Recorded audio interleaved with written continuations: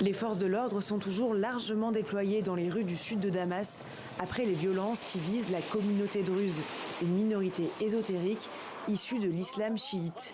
Elles auraient fait une centaine de morts cette semaine. Ce vendredi matin, l'armée israélienne affirme avoir frappé le quartier du palais présidentiel de la capitale.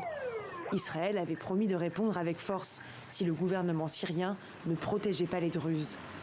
Hier jeudi, le ministre israélien des Affaires étrangères en appelait à la communauté internationale. Je demande à la communauté internationale de jouer son rôle en protégeant les minorités en Syrie, en particulier les Druzes, du régime et de ses bandes terroristes. Un peu plus tôt, le chef druze libanais avait, lui, mis en garde contre ce qu'il considère comme une ingérence israélienne. Protéger les frères se fera en refusant l'ingérence d'Israël. Ce qui se passe aujourd'hui par le biais du chef religieux des Druzes d'Israël, Cher Mowaffaq Tarif et ses partisans. Ils veulent entraîner les Druzes au Liban et en Syrie dans une guerre interminable contre les musulmans. Si l'un d'entre vous pense que le projet d'Israël ne correspond pas à ce que je dis, il se berce d'illusions.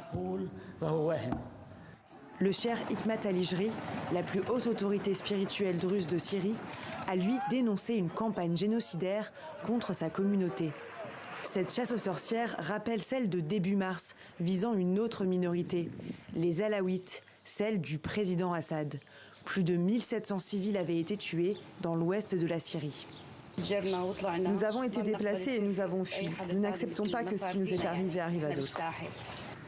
Ce jeudi, les États-Unis ont condamné ces violences envers les Druzes, parlant d'actes répréhensibles et inacceptables.